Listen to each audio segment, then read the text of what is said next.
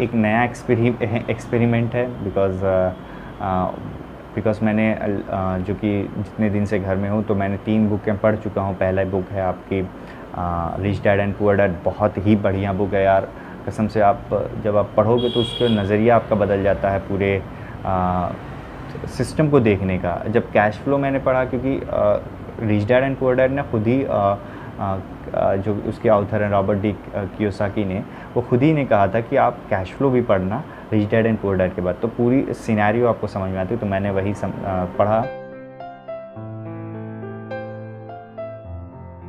तो आपने, जैसा कि आपने थंबनेल और टाइटल में देख लिया होगा कि कैश फ्लो आज बात करेंगे। कैश फ्लो एक बुक है, कैश फ्लो क्वाड्रेंट, जो कि बात करते हैं इस पे थोड़ा सा। मैं जो मेरी समझ है मैं उसको आपके साथ साझा करना चाहता हूँ। सो स्टार्ट करते हैं। तो कैश फ्लो क्वाड्रेंट एक ऐसी बुक है जो कि रॉबर्ट टी कियोसाकी के द्वारा लिखी गई है। इसमें रॉबर्ट टी कियोसाकी जो कि ऑथर हैं, वो कहते हैं कि ये एक 4 क्वाड्रेंट होता है।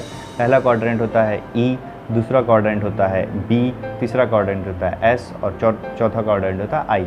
अगर हम बात करते हैं एक मैथमेटिक्स, अगर आप स्टूडेंट तो होंगे, जाहिर सी बात है, अगर आप किताब पढ़ रहे हैं तो जाहिर सी बात आप स्टूडेंट। तो मैथ में क्वाड्रेंट आता था एक चार कोने वाला क्वाड्रेंट, जिसमें हम लोग फर्स्ट, सेकेंड, थर्ड, फोर्थ करके रखते थे, और उसमें साइनिंग का कुछ रहता था, एक्स वाई और एक्स माइनस वाई करके, ये वाले। तो उसी तरह सेम क्वाड्रेंट बनाया गया है, जिसमें स्क्रीन पे यहाँ पे दिखेगा कि ई का मतलब होता है एम्प्लॉय, बी का मतलब होता है बिजनेस, एस का मतलब होता है सेल्फ एम्प्लॉयड और आई का मतलब होता है इन्वेस्टर। ओके, सो इन बातों पे हम बात करेंगे कि ऐसा ऑथर ने ऐसे क्यों बांटा है।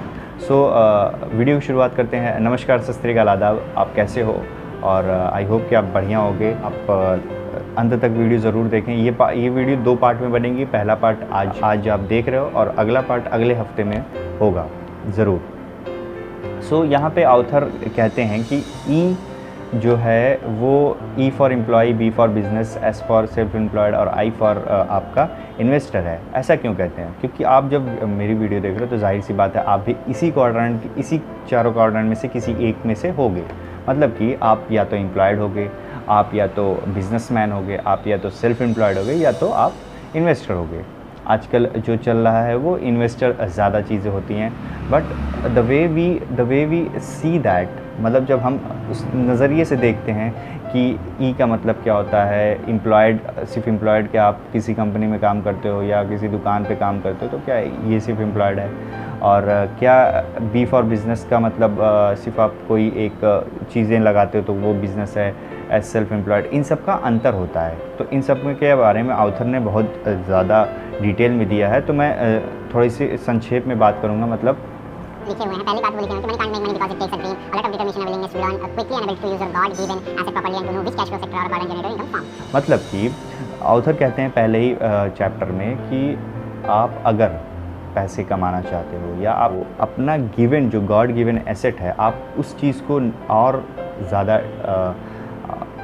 ज़्यादा तराशें और ज़्यादा मेहनत करें। अपने जो आपके गॉड गिवन एसेट है, आपकी नॉलेज हो गई, आप जितना नॉलेज एक्वायर कर सकेंगे आप उतनी ही ज़्यादा पैसे कमा पाएंगे।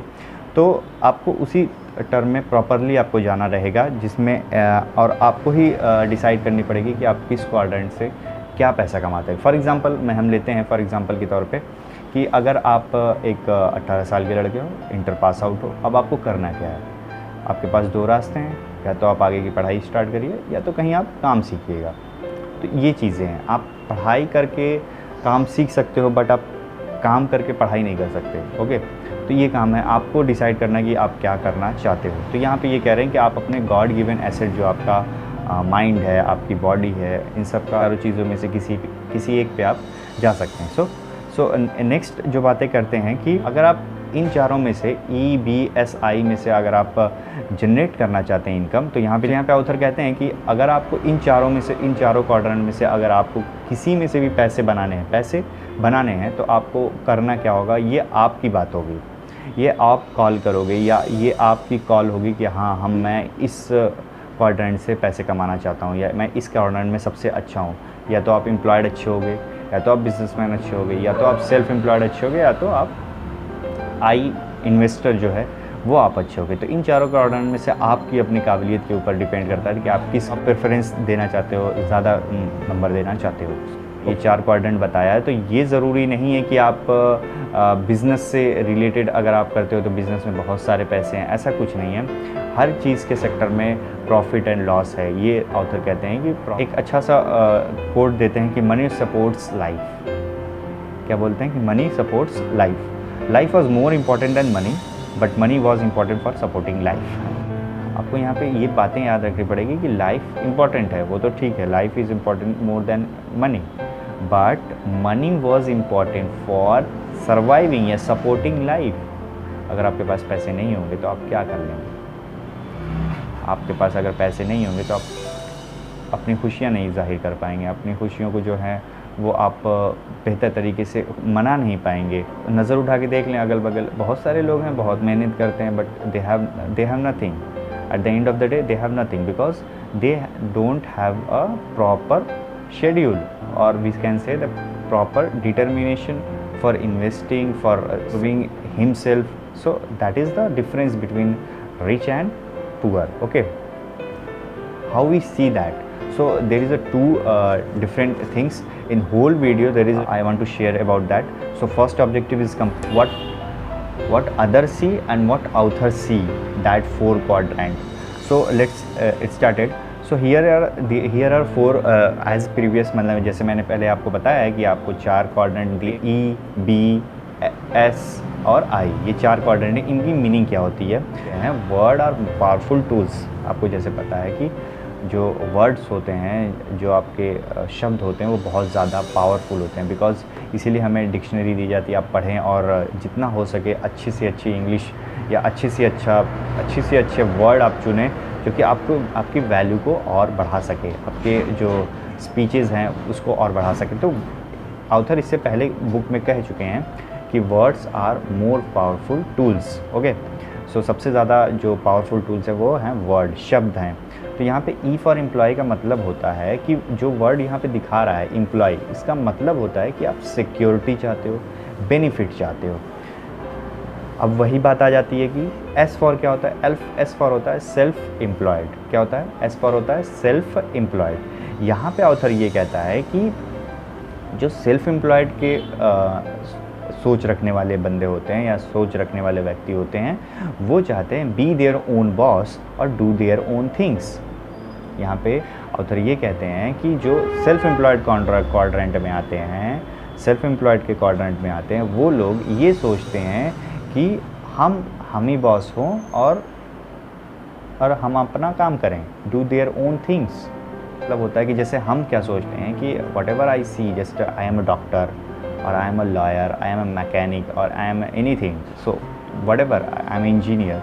सो हम क्या सोचते हैं कि हम ये सारे काम, हम ये पढ़ के हम ये काम स्टार्ट करें। Just like for example doctor को आप ले लें, डॉक्टर की पढ़ाई करते हैं लोग और देन आफ्टर वो चले जाते हैं डॉक्टर क्लिनिक खोल लेते हैं, एक छोटी सी या बड़ी सी क्लिनिक खोल लेते हैं और वो अपना काम करते हैं। तो ये जो ऐसे बंदे जो होते हैं, ऐसे व्यक्ति होते हैं, वो सेल्फ एम्प्लॉयड में आते हैं, वो अपना काम खुद ही करना चाहते हैं और अपने बॉस खुद ही रहना चाहते हैं। तो यहाँ पे ये सेल्फ एम्प्लॉयड का मतलब ये होता है। ओके, अब बी जो होता है business owner, why do it yourself when you can hire someone to do it for you and they can do it better. Self employed और बिज़नेस में बहुत माइन्यूट डिफरेंस है। यहाँ पे ऑथर ये कहते हैं कि सेल्फ एम्प्लॉयड का मतलब क्या होता है? सेल्फ एम्प्लॉयड का मतलब होता है कि जो आप काम कर रहे हो वो आप अपने से ही करना चाहते हो और अपने ही बॉस रहना चाहते हो, फर्स्ट थिंग। सेकेंड थिंग जो है वो बिज़नेस के बारे में बोलते हैं कि बिज़नेस के बारे में ये कहते हैं कि आप जब आप ऐसे लोगों को हायर कर सकते हो, you have ability to hire that people who are interested in your idea or in your business, so you can hire that. Why do you do yourself? And they can do it better. आप देख लें जो कि आपका startup है, ये सारी चीज़ें बिज़नेस के फॉर्म में आती हैं। एक बंदा होता है जो कि सोचता है कि यार हम काम हम ही कर लेते हैं। जैसे मान लो हम ट्यूशन पढ़ा रहे हैं तो हम ट्यूशन ही पढ़ा लें, या हम मैकेनिक हैं तो हम सारी गाड़ियाँ, आप एक गाड़ी एक ही टाइम पे कर पाओगे, but as a technician ability to share your knowledge to others and you can hire them।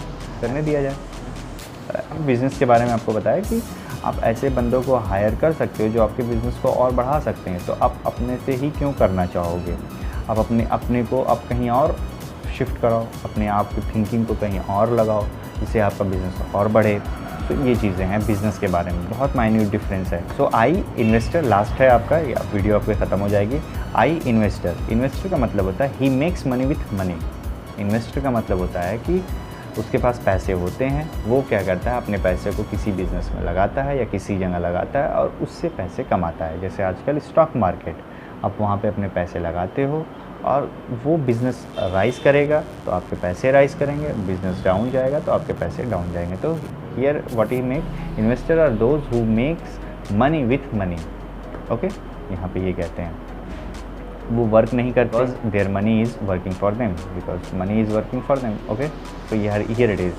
सो अगर आपको नोट्स चाहिए तो आप एक डिस्क्रिप्शन बॉक्स में लिंक दिया जाएगा गूगल फॉर्म का, वहाँ पे आप अपना नेम और अपनी ईमेल आईडी लिंक के सेंड कर देंगे। मैं आपको उसी ईमेल आईडी पे आपको ये नोट्स जो हैं वो मैं अपने जो बनाए हुए नोट्स हैं भेज दूँगा PDF में, ठीक है। So thank you so much for watching this video. So I hope कि आपको जो है वो चीज़ें समझ में आई होंगी। अगर समझ में आई तो प्लीज़ लाइक कर देना, अगर नहीं समझ में तो आप कमेंट कर सकते हो, और कैसी लगी वीडियो ये आप बता देना। सब्सक्राइब कर लें। ये